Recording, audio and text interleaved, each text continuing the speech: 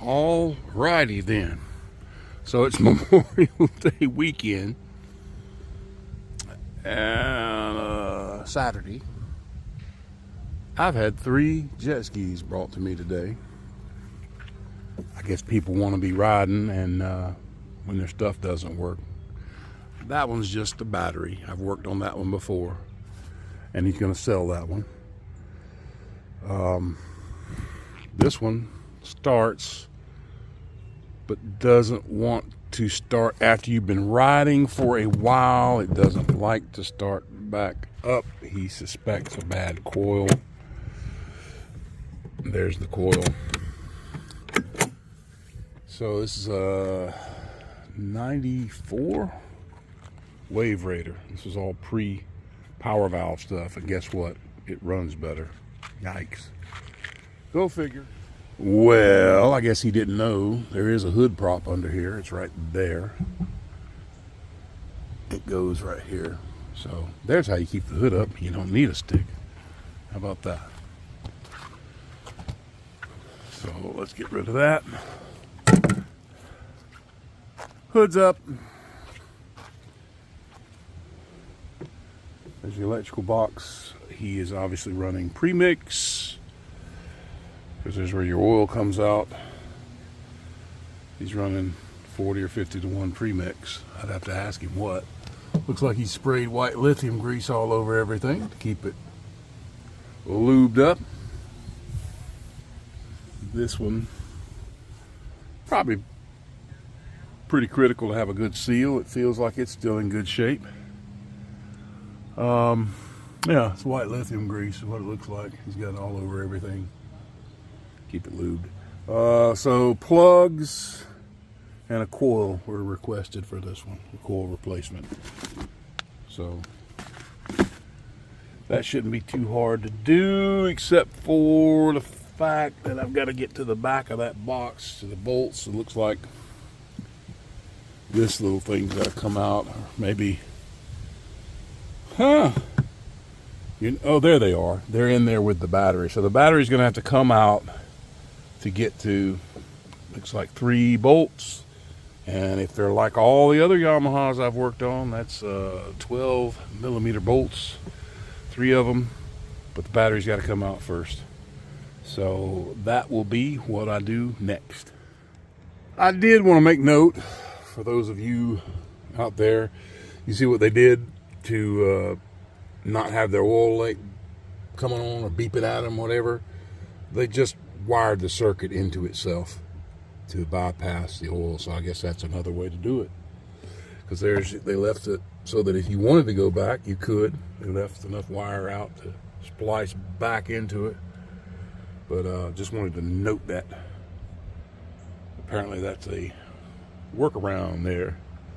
If you're going premix, just wire it together so that it shows full. Okay. Didn't know that one. It's amazing that this rubber on this one isn't degrading like the 2000s. I don't know, if it's rubber or just the way it was kept. I couldn't tell you. All right, so your 3 bolts are out. They are 12 millimeter. You've got to pull your battery wires through here so you can get your box up here where you can work on it. This one's a little different. It uses big Phillips screws to keep it sealed, and it is watertight.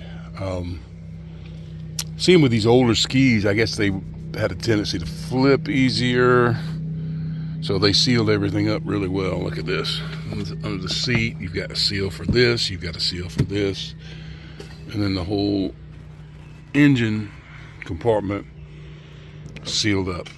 So let me get my big Phillips. I guess a number 2 will work with that. Take it apart. 14 Phillips head screws and you're there. Look how clean this thing is. 94. There's a coil. I'm sitting here wondering, it could be the coil, but it could also be this CDI box. Because electronics are funny like that. They get warmed up and then they don't want to work. when they're failing. So could be this. Since he's got it, I'll replace it, but it could be this too. So that's something to keep in mind. Also keep in mind which coil fires what. A lot of these though, they all fire at the same time. They didn't have individual firing, so this could be one of those. I don't know. But there's going to be 2 Phillips holding that, and then there should be a ground, and then there should be another hot, yeah, there it is, orange, coming out of the coil. You can see it there, orange, and the black one right there. There's going to be a ground. And let's see if it matters. So this thing sat in here like this, and the top wire coming out of your coil, top wire, follow it to the back cylinder. So I'm guessing this is 1 and this is 2. So your bottom coil wire going to number 1, top coil wire going to number 2. The coil won't come with these ends, the new one, so you got to cut those tie wraps, unscrew those because they're threaded, and thread them onto the new ones. All right, let's talk about the problems I'm running into. This is easy enough to get these screws off, easy enough to get to the wires. The problem is I'm not having much success unthreading these old boots. They don't want to turn off. I guess they've been on there a long time. I can shoot some WD. I don't know if these are made that way. They were tie wrapped, but they're not coming off. This also, you see they've put this protective piece on here, and they tie wrapped it as well. That's an extra piece of rubber hose that they slipped over the top, and that's what makes it fit the wire looms that they have for this thing. That isn't going to come off either. And I'd have to cut this to get it off. I think I need to try to get the coil on, but I really am not so sure it's going to be the coil. It's either going to be the coil or the CDI. Won't know until I can run it. It was already running, by the way. It wasn't a non-running ski. But what I'm going to do is go to my parts bin and pull. I've got these, so you can't get this off either without cutting this wire or getting this off. So this isn't going to come off without cutting that. So I'd have to destroy this old part, which may still be good, it may not be. So until I can definitively know that it's the coil, I am going to be careful, and I'm going to pull parts off of some of my old stuff, like the boots and these grommets, because I've got a few of these for the 800s, and they use this same piece, I do believe. So we'll see. Okay, so you know you're dealing with an aftermarket part, probably Chinese, because everything's made there now. See the boot? It comes out too far, so that's got to be trimmed. That's easy enough to remedy while this is still out. You just slide this off, trim it a little bit, just cut it back a little bit. But that's going to have to be done so that that isn't in the way. See, these are factory, that they weren't made like that. They're just the boot without all that. Well, that's, excuse me, there's factory. That's another aftermarket that came off of that 800 blue one that I built. But it's there's no boot on a factory one. It's sealed up with some sort of epoxy or something. So there's that you're going to have to deal with if you buy this aftermarket part and not a genuine Yamaha part number 62E-10, which is factory. There you go. I've got some ends off of a Kawasaki that'll screw on here that I know. So you got to thread them on there. You could cut these down because it's aftermarket stuff. They don't know what you're fitting it on, so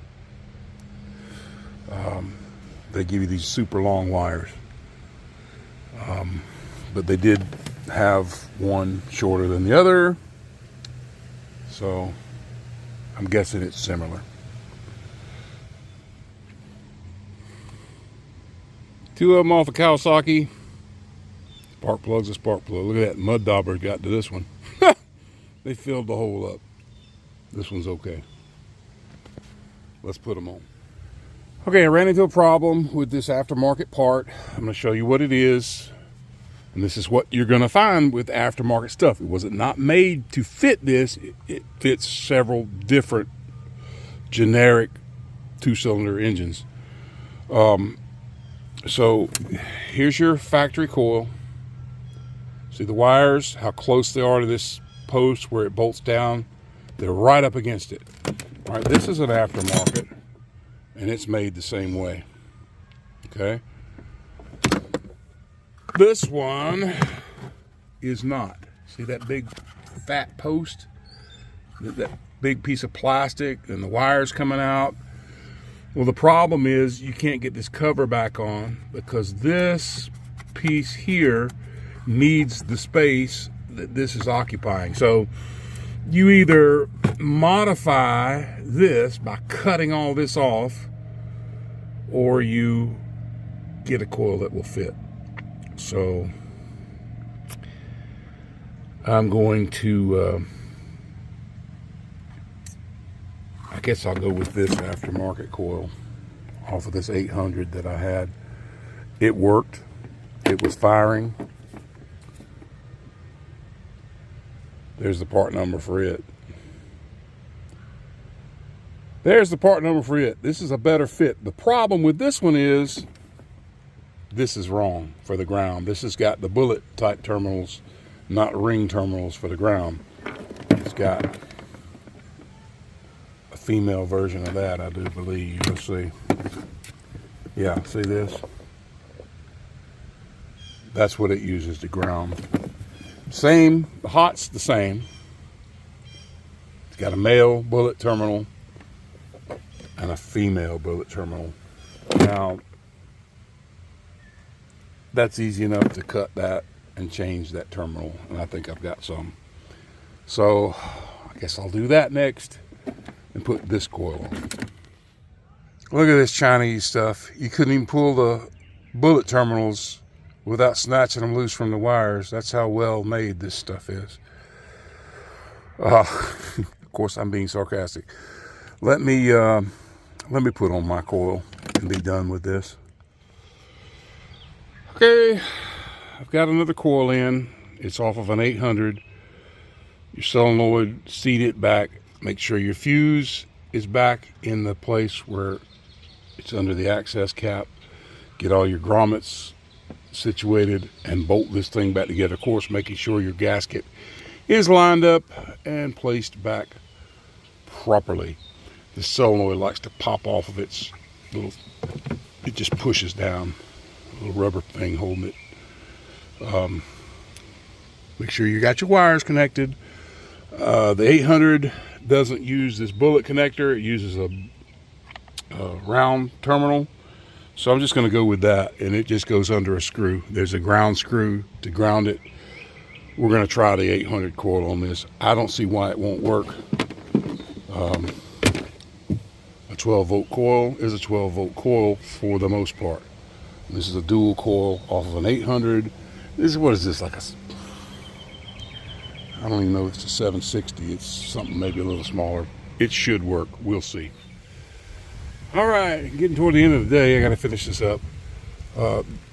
Your proper battery for these, they do have a vent hose. See that? It wasn't attached to it. I just put it on. Yes, you do want to use the proper battery. Yes, I showed that I put them in lawnmower batteries in them. These older ones like this were more prone to flipping, okay? And when you flip a jet ski, you don't want battery acid leaking all over the place, okay? So that's why there's a vent hose there. If we go upside down, the battery is strapped in, it's got its own compartment, it's sealed, and you got a vent hose for that, if, you know, if that were to happen to you. So that's the reason that's there, and that's the reason why you should use a proper battery and don't use lawnmower batteries like I do. But I'm not gonna change because I don't generally ride skis where I'm gonna flip them. Okay, I don't ride crazy like that. But yes, they do need to be secured. Okay, y'all ain't gonna believe this. This thing fired right up. Got an 800 coil on it. Works fine. Watch this.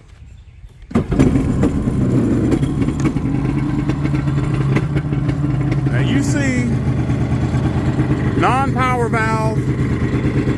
He only runs non-ethanol fuel in this.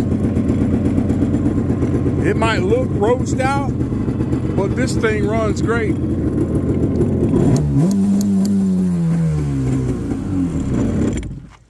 So, now what have we learned? A 800 coil will work on this older two-cylinder. Work just fine. There it is. So now I need to ride it and see if it's going to do the temp, not crank thing. I did check the fuel vent while I was working under here. Good little ski for somebody. He's going to sell it. But this thing, he wants you to put new plugs in it. It's going to be ready to go. Easy repair. I got him a coil in there off of one of my 800s. There's his original. There's his aftermarket that is a complete failure. I wouldn't recommend buying this. It's not a direct fit because of those. It's not a direct fit because of that. You'd have to do trimming all on the plastic. I had another one of these off that 800, and you know, there's all kind of, and I had to put my Kawasaki boots on it because these are not the screw-on type boot. This is a crimp-on, I'm pretty sure, because it did not unscrew. So we'll give him back his old parts and his new no good part. I'll put in my old part to get him going. And I'll get him some new plugs, and this will be a done deal. I'm not going to do a video on changing spark plugs. Anybody should be able to do that. Thanks for watching. Shadetreejetski, I appreciate it. Hope you learned something, because I did. This is so far the oldest ski I've worked on. See ya in the next video.